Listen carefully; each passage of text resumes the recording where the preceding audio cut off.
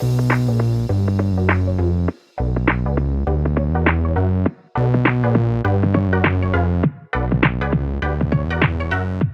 welcome everybody to another episode of Chris and Dave's Reality TV Cast. I'm one of your hosts, Chris, and my co-host, our very good friend, is Dave. Hey there, Chris, and hello to our listeners out there again. Welcome to Chris and Dave's Reality TV Cast. We are covering Love Island UK Season 9, Episode 23. Now, Chris, I think I know the answer, but where would you like to start today? Well, Dave, let's start with the triangle. Lana, Casey, and Ron. And in most cases, Lana and Ron, Dave. So we get the fallout of what happened when Lana and Ron, basically got back together, Dave, pretty much. And Lana has a chat with Casey, and she's, less than 12 hours, or maybe 18 hours since you made a choice of being with Casey. She's then telling Casey, I picked you for a reason. Yeah. Well, he picks him for a reason, to fuck him about. And basically, you now want to get back with Ron. And basically, I'm sleeping on the daybed. And she's like, I don't want to give you mixed signals. Well, 18 hours earlier, or whatever it was, the signals were there. So what the fuck's happened? So, Dave, I am over this shit. And Lana, everyone online said the same thing, and I agree with this. Lana has come across really poorly here because we've been rooting for her for weeks because of Ron. And this history they've supposed to had is basically Ron just fucking her around, chatting up every other girl but Lana, using her as a fucking doormat and as someone he can fall back on. And now, all of a sudden, he's God's gift to fucking men. Well, I say, I hope Ron gets with someone in Casa Amor and fucks the whole relationship up there because I have had enough, my friend. They have got all this history, Chris. You can't disregard all of that history. But you know what? I thought my heart just went out to Casey in this episode, because we've seen him, we've come in, and he's only had eyes for Lana, but I didn't particularly warm to him as such, but I felt really fucking sorry for him tonight. There was the comment when she was sticking him in the friend zone and giving him the Dear John's treatment, and she was saying that, I can be a good wing woman. What? Oh, you fucking... I thought we had something, but actually you've just completely used me. And now you're disregarding me, and you just wanted to make a little statement to Ron, is how it looks. Now, I'm also sick of it, but I'm going to cut her a little bit of slack, because I still think it's this conflict that she's got between her head and her heart. I was joking, obviously, about the history, but, she clearly likes Ron. Her head is detached because she's not able to distance herself and look back and say, well, Ron has had his head turned by fucking everyone who's walked into the villa, or everyone female at least. She's suddenly, her and Ron have become this thing. Chris, how many times were they actually coupled up? How many days? Yeah, exactly. I don't think it was that many because, Ellie chose Ron, didn't Sammy choose Ron? I can't remember exactly, but they haven't actually been together for that long. And yeah, I just felt it was really poor on Lana's part on how she handled it. And Ron is a prick as well, because Ron just fucks off, and he is so full of shit. Him and Olivia, right, are very good at saying, well, I don't want to do something. But they're actually doing that exact fucking thing. When Ron's talking about, well, I don't want to disrespect, he doesn't give a fuck about anyone else other than himself. And I'd even say Lana. He just cares about the competition. He thought he lost for a split fucking second. And then, but he hasn't. He's won. And I tell you what, he's played Lana to a fucking tune, because that whole, when Lana came over... And he's like, no, I'm not ready to speak. He's just played Lana into his hands, But say, Lana's had all the advice, but the pair of them fucking snogging while Casey sat there, respect. You're talking about fucking respect. There's absolutely none. At least go up to the fucking terrace or something. You know what I mean? So for me, it's utterly disrespectful. He's got no right to talk about respect. And the pair of them can just fuck off, cannonball them into the sea. I think you're right, Dave, because what got me with all that was like, one, the producers seem to think we're all into this because we're getting this fucking lovey-dovey reconciliation music. When they kiss, poor Casey's looking over his shoulder. He's like, "Oh, I wish I'd never see, for fuck's sake." And I did think Shaq would go for Ron. I actually written that down. I thought Shaq has got to go at Ron here again. He's had a pop at him a few times. And I'm not singling Shaq out at all. But when Casey was talking about it, and he's like, for fuck's sake, good guys always come last, all that sort of thing. When they were sat together, him and Ron, and he said it, first of all, he had to go at Lana, and he's like, "You're just fucking taking the piss. You're just mugging me off. I'm sat here. What is the point of what you've done?" She couldn't say anything. And her line was the best when he said, "Well, you've just been over there kissing Ron. I just think it's fucking, sly." And she went, "I didn't think you'd seen it." I was like, what? What? So that makes it fucking right then, obviously. That makes it okay. I thought it was behind your back. Yeah, we're doing it behind your back on a fucking TV show seen by millions. But, there's the off chance that you didn't see it in this fucking villa. I was like, are you fucking for real? I was like, really poor for Lana, a choice of words and a delivery. And then she's trying to get, like, the girls on side. She's like, "Oh, he seems to think I'm two-faced." I'm like, yeah, because you fucking have been in this case. I'm not saying you're like that all the time, but for this, you've been fucking terrible. This is one of them learning moments, as you would say, David. She has to learn. You can't be a bellend and get away with it, especially in Love Island. But when Casey had a go at Ron, I fucking loved that, Dave. But I didn't like the way Shaq and some of the other guys tried to shut it down. I'm not saying we wanted a punch up, but Casey was right. He went, "Well, I'm not being funny, Ron. You talk about respect and blah, blah, blah." I goes, "But you're just full of shit." And I'm like, "Go on, Casey, get in there. Get in there. Tell this fucking weasel exactly what we're all thinking." And he was right. And I'm the same as you, Dave. Casey had offered nothing. But at that point, I was like, this is the hero we need. And it was the way the guys just shut him down. And I'm like, no, it doesn't work like that. He is allowed his minute of being annoyed. We know they sort of sorted it out later on. And he still wasn't having what Ron was fucking selling. But it's like a bit of a truce. And I did think he'd come out of it great, but them two have just fucked themselves over here. It reminds me very similar to Gemma and Luca, the way I felt. I know I went at Gemma at the start because of her dad and the influencer, because it was the Gemma show for the first 10 days or so. But Luca was not a likable character. And this is what's happening with Ron. You've got Ron, and as you said, Olivia, two people who are just absolutely thirsty to be on the TV, they're just pissing about and playing their own game. It may work, but there is not a chance either of these are going to win this one day. So yeah, great TV, and I was fucking fizzing. I was like, "Go on, Casey, get in there." But it didn't.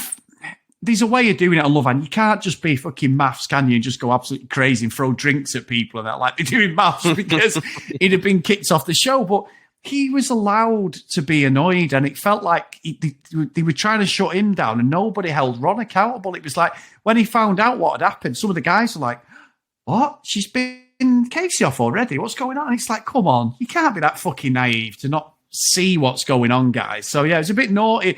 Everyone was wishy-washy with the morals on that one day because Ron and Lana are the OGs and everyone's friends. It's interesting that you saw it that way. I didn't really see it exactly that way. I just felt like it was more a case of, had it been in the evening, and everyone had their one glass of fucking fizz or whatever, maybe the reactions were different. But it's like first thing in the morning, everyone's a bit sleepy, they're sat there in the sun, and it was Shaq who was saying, it's happened now. Oh no, he actually said something like, "You could have waited 24 hours." So he did have a bit of a follow-up pop at Ron. But then, did try and smooth it over. But I didn't think that was them trying to shut it down. I think there's an interesting dynamic here, because usually the OGs have a bit more weight, a bit more pull. They've built up those bromances over a longer period of time. I think the boys are on Casey's side. He's only been in there a few days. But I think Ron does not have that many allies in there. if you think Tom threw him under the bus, Shax called him out. If some things are going to go to the popular vote, I think that might come back to bite Ron.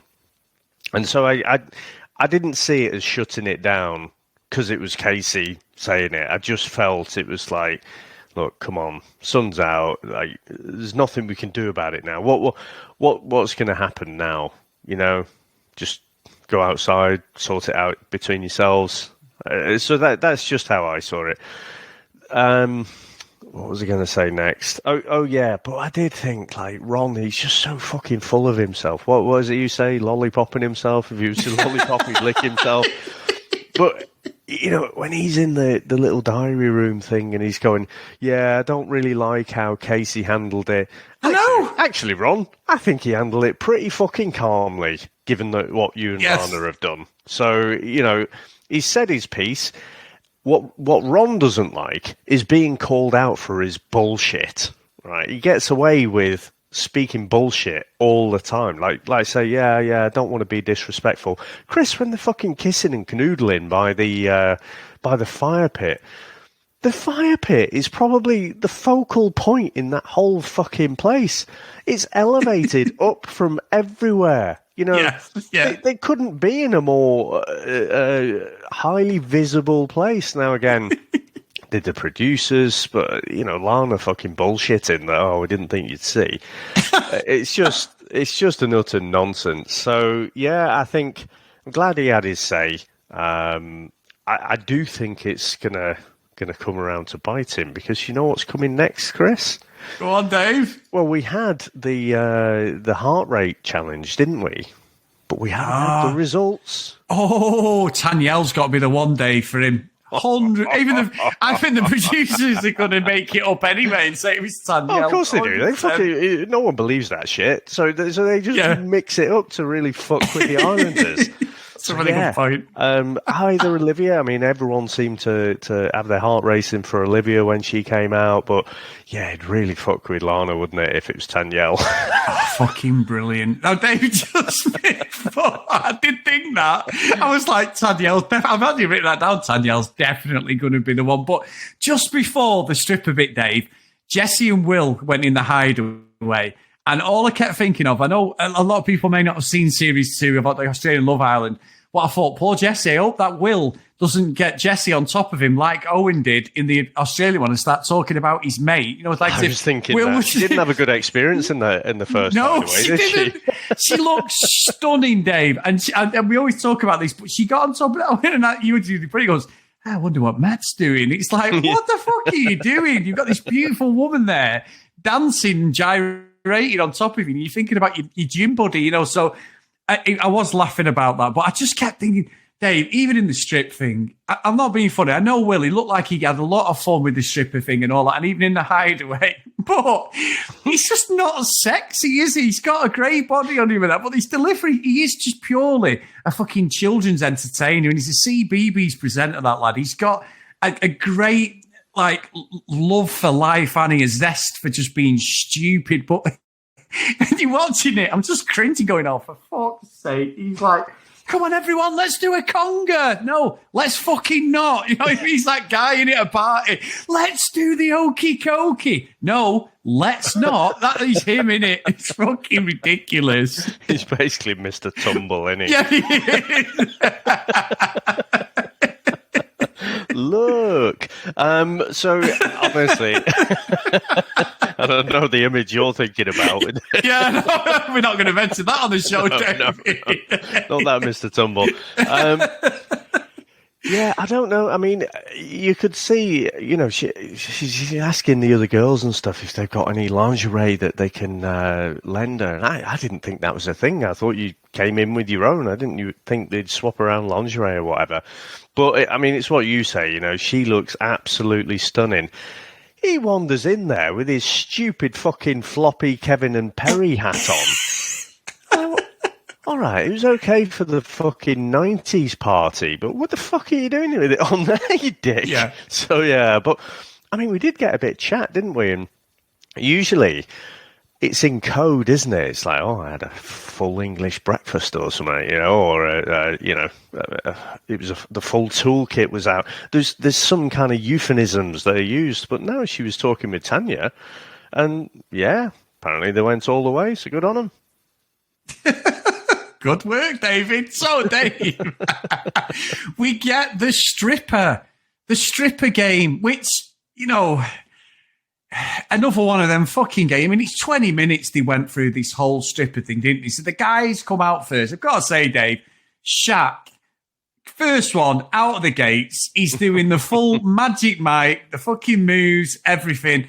All the girls were saying how good he was. He does the business. Then Casey comes out, a little bit suspect, Dave. I've got to say, he wasn't the best. It was like going from Magic Mike to a fucking £20 fucking strippergram. I don't know what he was going for. No, I don't know. Like the tight cut off jean shorts, but they weren't tight. Lumberjack. They weren't tight, no. and the lumberjack shirt. I'm like, what is this?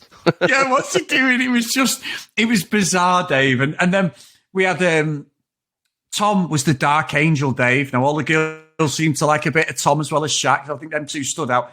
Then Will come out, and I'm like, and I'd said the same. There's not a sexy fucking bone in his body. It was ridiculous, fucking ridiculous what he was doing. It was funny, and I can imagine we only saw slow-mo, you know, little clips. The girls were in hysterics. They all gave him a standing ovation. I can imagine if you're there, Dave, it'd have been piss funny. But when you're watching it, I'm just like, you've gone from these sexy guys to fucking children's entertainer doing his fucking thing. He's had too many fucking fruit pastels or something. All them fucking numbers have gone to his head, and he's fucking doing his nut in it. But brilliant. I mean, Jordan, American footballer, Dave. I thought with Jordan it was quite interesting because they were all saying what a great dancer he is, but they never showed us that. You know, I mean, no. it was weird because he said, I've got the hips, they're creaking a bit, you know, and all the girls loved it. I mean, Kai was one of the stiffiest there, Dave, and not in the right way. When he even said it, he went, I'm stiff. That's all. And I'd be the same, Dave. If I was there, I am fucking rubbish at dancing. So I'd probably have one move and that'd be it. I'd be absolutely garbage. Ronnie was a builder. Yeah, whatever, Dave. Let's just skip over it. I've got no time for that fuck yeah. I mean, what I don't understand is they get them all on the floor, don't they?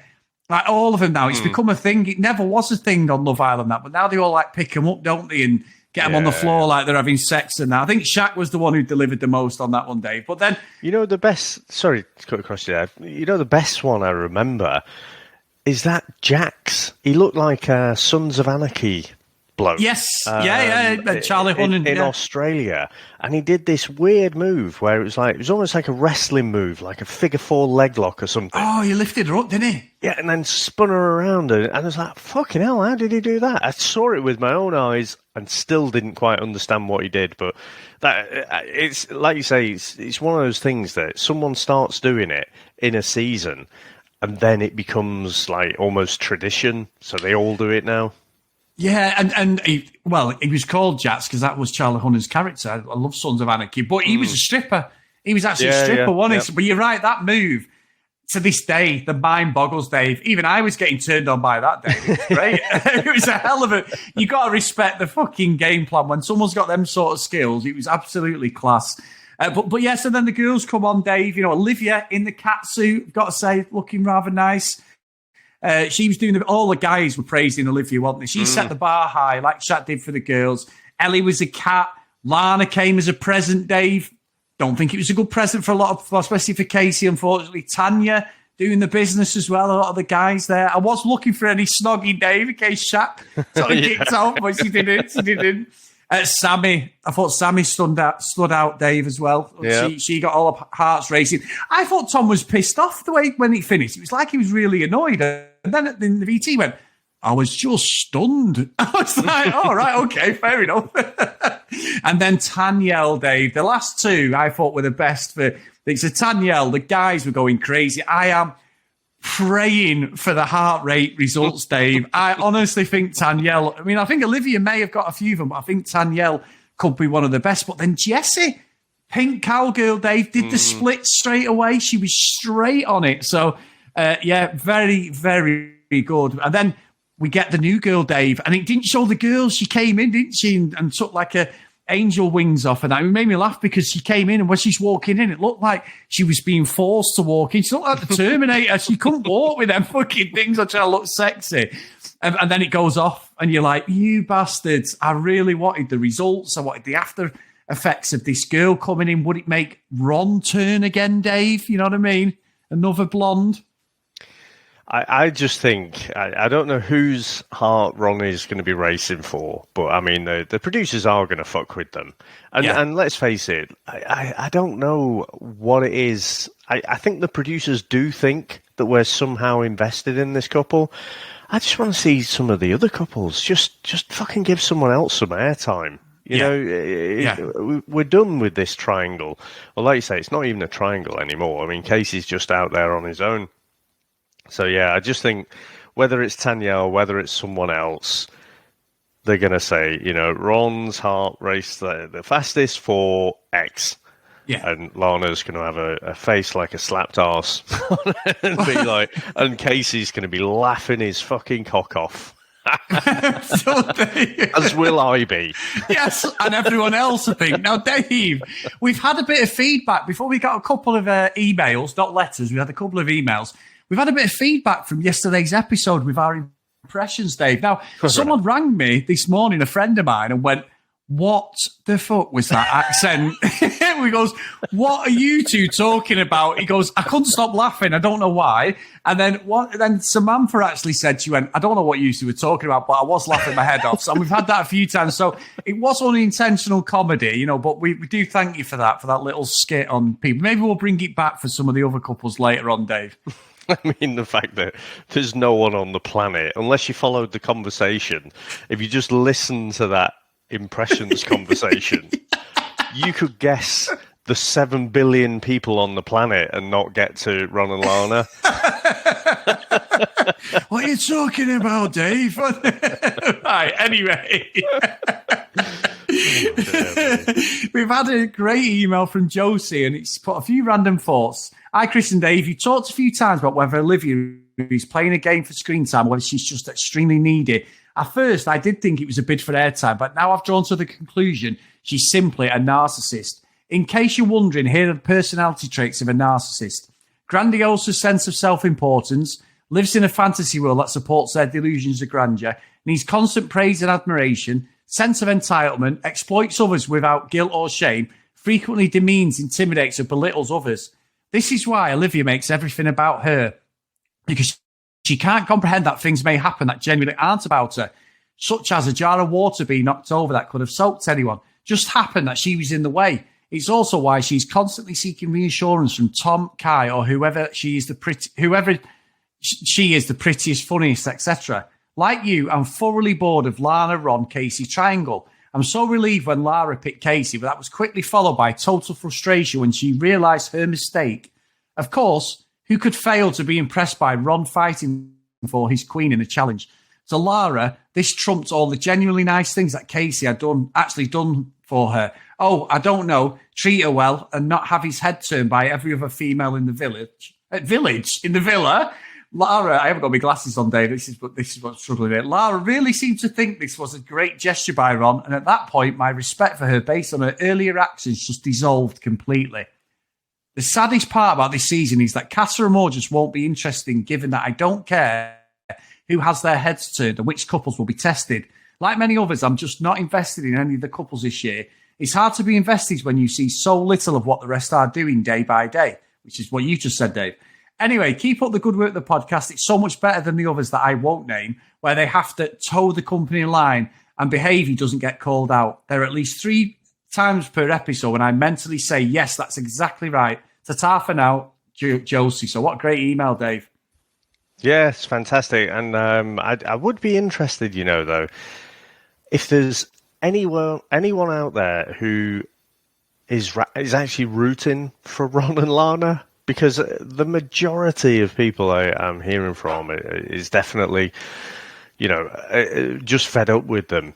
But for the first point, I think with Olivia being a narcissist, I mean, I put all of these on that scale. Well, they're just rather different points on that scale. You know, they're all narcissists. But Olivia definitely is, that constant thirsting for external validation. So having someone else say nice things about you to inflate your own self-importance, I definitely, Olivia has it the worst for sure. Yeah, I think so. Now, Dave, I do appreciate with people who listen to our show that our word, it's not our word because it's a word we've used enough for years, but bellend has become a word used worldwide, and we're mainly some of the reasons for that, Dave. So I do appreciate that. Now, this one's from Anna, and it says, and she quotes, her header was, "She found her way home." Because that's what Ron said, actually. We didn't say that. What a dickhead. Knob. What a dick. So Anna's put, "Fuck you, Ron, you absolute bellend. What a patronising cock." That sounds like you would say that, Dave. Lana and Ron can do one. Hope they do a compatible couple vote soon, and they're in the bottom. Let's face it, they won't go. They'll make it to the final. Although, now Ron's won his prize, let's see what happens with the new Bombshell and Casa Amor happen. Let's hope that the heart rate challenge shows him getting more heated up for Tanyel. I like a bit of drama. So thank you, Anna. Exactly what we said, Dave. Yeah. I think, and just your point, I went on the Love Island Twitter page last night and they were saying about the triangle. And all everyone was saying was, I don't care. Fucking boring. Why are you showing all this shit? These other couples in there I want to see, and also I think what usually happens is when it gets to that point, they do change the focus, Dave. So we might get them just in the background for a bit because it's been 3 weeks of this absolute nonsense. I think this is the conclusion now, whatever way we look at it. Yeah. I mean, I guess they're probably shooting a couple of days in advance, aren't they, and cutting it and everything. So it's probably hard for the production team to pivot on public sentiment very quickly, if we're always a day or two behind. So, but I think surely they must get the message. You ram in this fucking Ron and Lana thing down our throats, and we just don't really care. I mean, put it to the fucking public vote, Chris, and I'm sure they'll come last. I mean, vote for the least compatible, vote for your favourite couple, whatever it is, put out a fucking vote, and I'm sure they'll do pretty badly. I do, and you've said the word now, Dave, so you can't say pivot without going, pivot? But anyway, I'm sorry, you just can't walk past that word without thinking about that. But anyway, massive thank you to everyone again, guys. Episode 23, we are racing through. This is nearly at the halfway point, David, so I don't know if it's a sigh of relief or a sigh of holy shit, but anyway. Yeah. Yeah. So if you want to email us, cdrealitycast@gmail.com. If you want to follow us on social media, cd@cd3realitycast. Please go over to Facebook, Chris and Dave's Reality TV Cast. And as always, if you do want to support us a little bit more, get over to patreon.com/cdrealitycast. So today's roll call of honour is Emma, Fiona, Cassie, Megan, Kate, Maggie, Kristen, Zoe, Gillian, Michelle, Keith, Helen, Brianna, Noreen, Joanna, Libby, Katie, Dee Dee, Priscilla, Susan, Hennessy, Tracy, Lauren, Lucky Lulu Green, and Ken Stars. So thank you so much for your support, guys. Dave, we are podcasting for our life, my friend, but it's been great doing it with you. I appreciate you being by my side. And just great fun, mate. And we've got a bit of maths to come a little bit later. Yeah. And I think so Love Island finishes kind of mid-March, I think. So, not too far away that we'll have this 2-series thing going on again.